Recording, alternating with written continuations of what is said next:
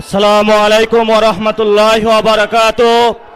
প্রিয় দেশবাসী, সাংবাদিক ভাইয়েরা, 11 দলীয় জোটের সম্মানিত নেতৃবৃন্দ, আমরা আল্লাহর কাছে শুকরিয়া জানাচ্ছি যে আল্লাহ তাআলা জনগণের সামনে যারা ভোট ডাকাত তাদেরকে উন্মোচন করতে আমরা সক্ষম হয়েছি। বাংলাদেশে ওরা শুধু ভোট চুরি করে নাই, ডাকাতি করেছে। আমাদের সুস্পষ্ট অনেকগুলো দাবি রয়েছে। আজকে নির্বাচনের পরে 11 দলীয় যে ঐক্য রয়েছে, আমরা জনগণের সামনে উপস্থিত হয়েছি। আমরা প্রথমত বলতে চাই, পার্লামেন্টে যে ভোট ডাকাতরা গিয়েছে, জনগণের সামনে আমরা বিরোধী দল হিসাবে হাজির হয়েছি। আমরা রাজপথে থাকব। কড়ায় গন্ডায় ইঞ্চি ইঞ্চি করে জনগণের উপরে যারা ভোটের ইঞ্জিনিয়ারিং করেছে, ভোট ডাকাতি করেছে, নতুনভাবে জুলুম চাপিয়ে দেবার চেষ্টা করছে, আমরা তাদের কাছ থেকে বুঝে নেব ইনশাআল্লাহ। আমি সংক্ষিপ্ত কথা বলবো। আমাদের ভাই শহীদ উসমান হাদি আজকে আমাদের মধ্যে থাকতে পারতেন। সংসদ সদস্য হিসাবে ঢাকা 8-এর আল্লাহ ওনাকে শহীদ হিসাবে নিয়ে গিয়েছেন। আমরা বিচারের দাবিতে মাঠে গিয়েছি।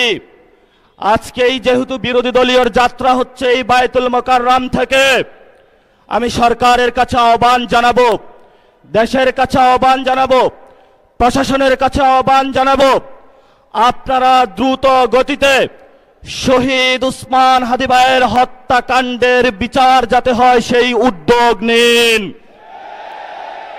আমাদেরকে এতদিন বলা হয়েছে বিচার এবং নির্বাচন মুখোমুখি দাঁড় করাবেন না।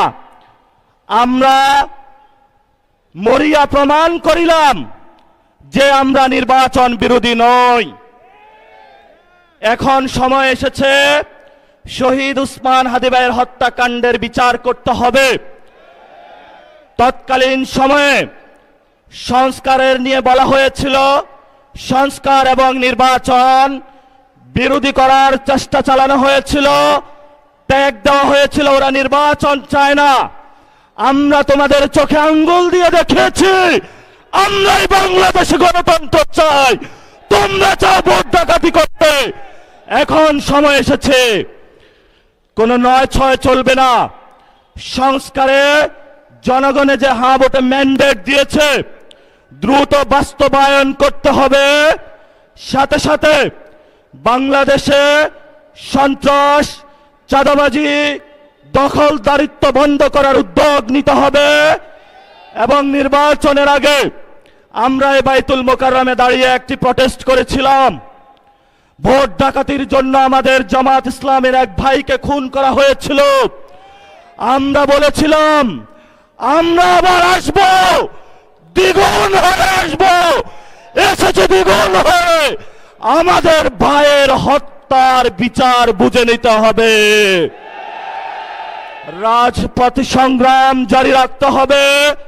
যেই বোনদের উপরে আক্রমণ করা হয়েছে, পেটে লাথি মারা হয়েছে, বোরকা ধরে টান দেওয়া হয়েছে, গুলিবিদ্ধ করা হয়েছে, পা ভাঙা হয়েছে, প্রত্যেকটির হিসাব কড়ায় গন্ডায় আমরা ইঞ্জিনিয়ার তারেক রহমান থেকে বাংলাদেশে বুঝে নেব ইনশাআল্লাহ।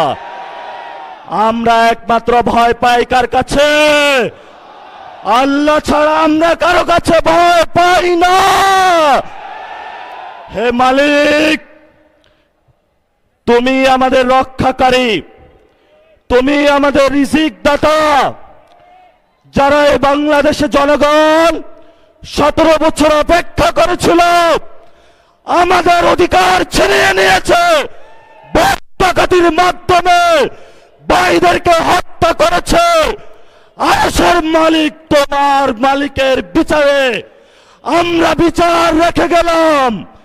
তুমি তাদের দৃষ্টান্তমূলক শাস্তি বাংলার মাটিতে জনগণের সামনে করবে। আমরা আজকে তোমার মসজিদের সামনে বিচার রেখে গেলাম। বাংলাদেশের মানুষ হতাশ হবেন না।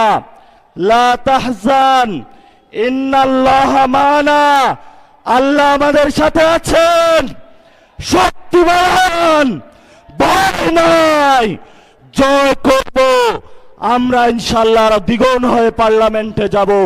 সবাইকে আসসালাম, সবাই দোয়া রাখবেন। আসসালামু আলাইকুম ওয়া রাহমাতুল্লাহি ওয়া বারাকাতুহু।